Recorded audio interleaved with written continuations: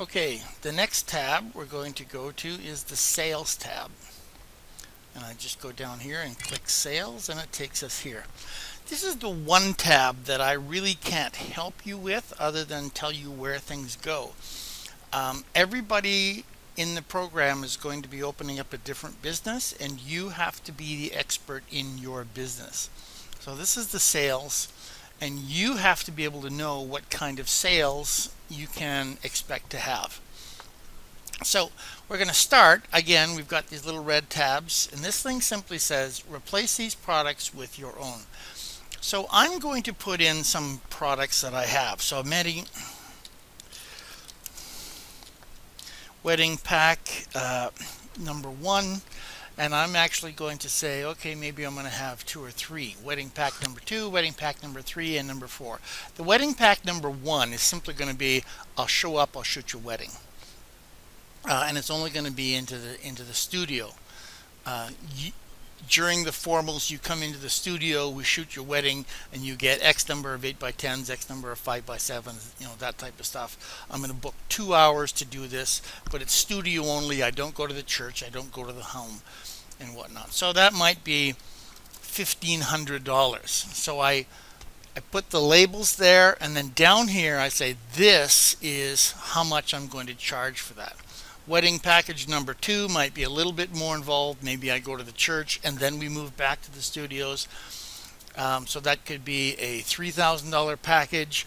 Maybe this one is going to be a $5,000 package, and this one is going to be, let's go whole hog, and it's a $12,000 package complete. You got me for the day. We do on location, we do the bride's home, we do the wedding, we do the reception, we do everything.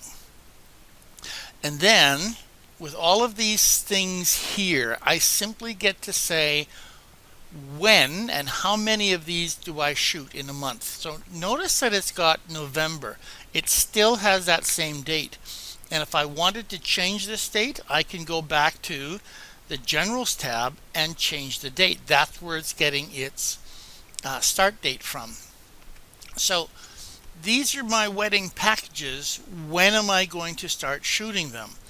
Well, in November, December, we don't have that many weddings, and I'm only going to be starting here.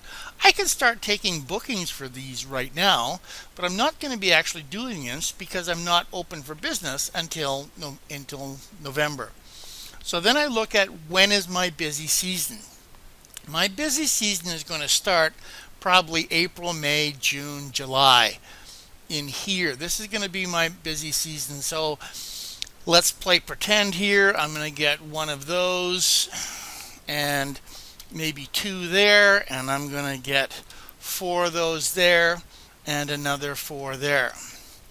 And in April, what am I going to do for package number 2?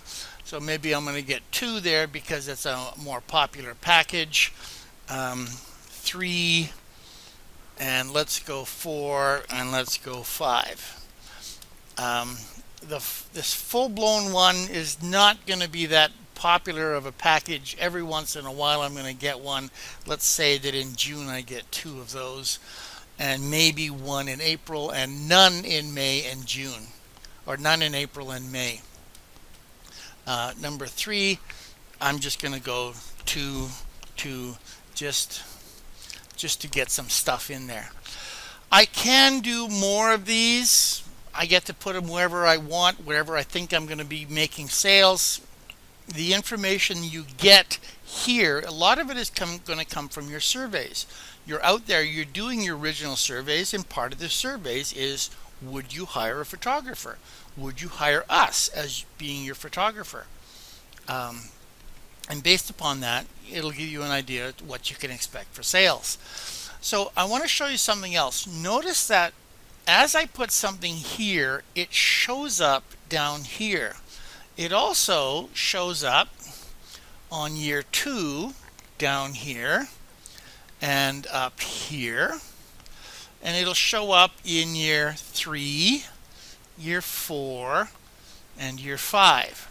The whole idea here is that this is a single entry system. If I want to change anything, the only place that I can change it is right there.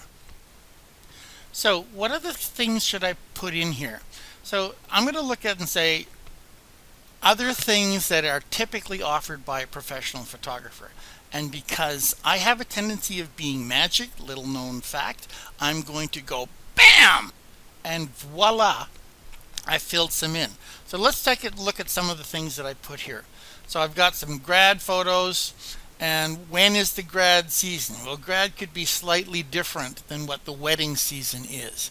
I've got some just regular portraits. This could be family photos. This could be couples. This could be anything. Just someone who wants to come in. Got some boudoir photographs, and I've got some other things. Now these categories here are slightly different. These categories here, framing and print packages. What makes these different than everything else on here is that this is actual product. Somebody's coming in, I'm going to do something, and I give them something that they can take home with them. All of these other things are really services. They're using my time, they're using my expertise, but they're not using, they can't take anything home with them. And that'll become important later on when we see how that's being used.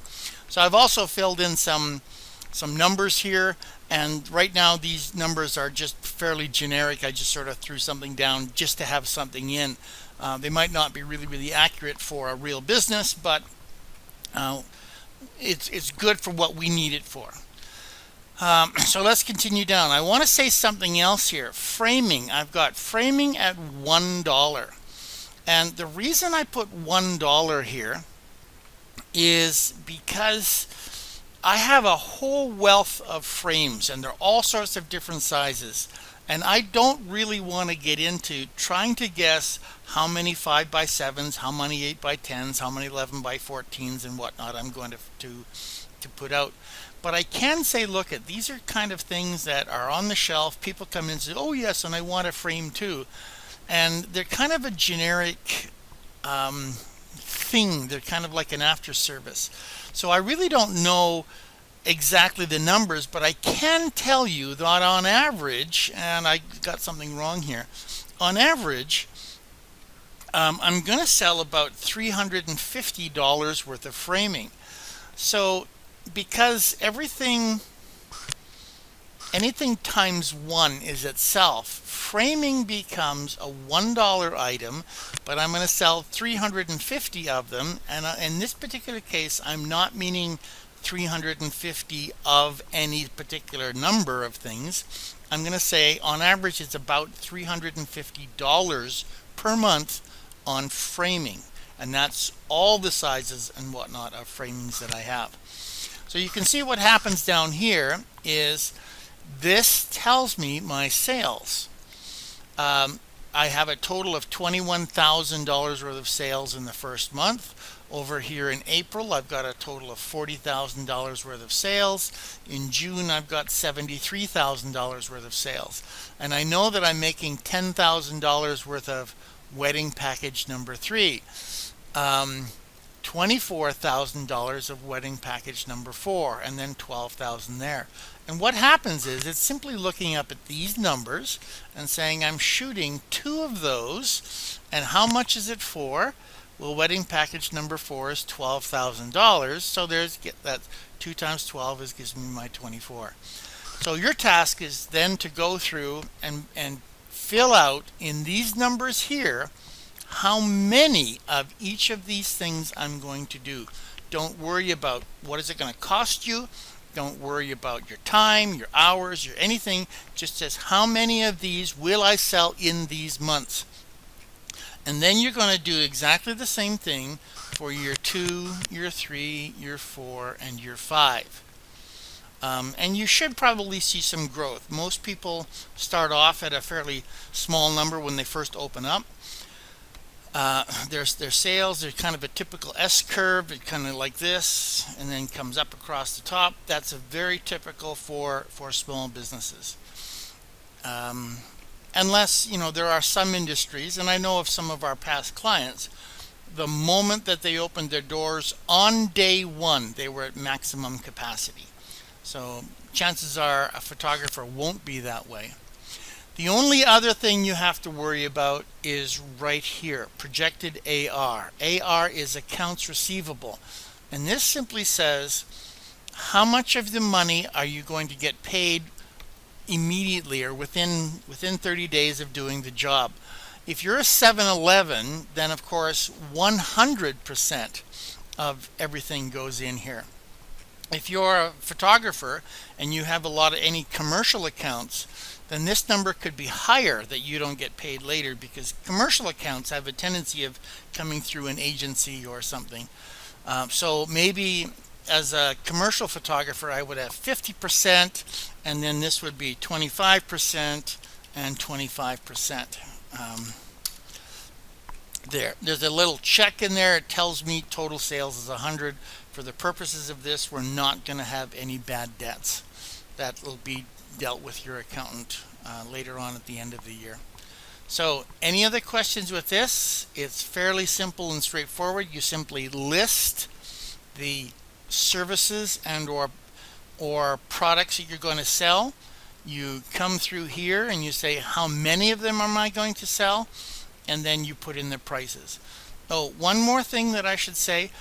Your prices are here and they're automatically transplanted to year 2, year 3, year 4, year 5. And I always like to say, look, I'm not going to worry about getting tied up in inflation. Do prices go up? That just becomes a nightmare, and it really has a tendency of canceling off. So you're doing everything in today's dollars. And let me give you an example of that. When I was in high school, a package of cigarettes was $2 a pack. Minimum wage was $1.74 an hour. So working at minimum wage, you had to work for about an hour and 15, hour and 20 minutes to earn enough for a pack of cigarettes. Today, a pack of cigarettes is $15 and up. Minimum wage is about $12. I think it's 11 something, but also going up. So again, you still have to work about an hour and 15 minutes, an hour and 20 minutes at minimum wage to earn enough for a package of cigarettes. So by and large, nothing has changed as far as the prices and whatnot goes. So let's just get rid of that from the equation, and we'll do everything in today's dollars. So your prices can go up, you can change them here, but usually they would go up if your prices go up in relation to sort of the industry. And what do I mean by that? Well, let's take another scenario. Let's pretend that you passed a law degree, you passed the bar, and you're ready to hang up a shingle and say, John Schmuck, lawyer. How much money do you think that you could charge per hour?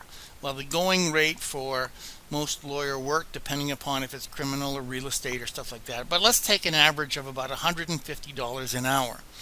Well, when O.J. Simpson was in his court case, he had some high-named, big-named falutin lawyer, and his bill was $10,000 per billable hour.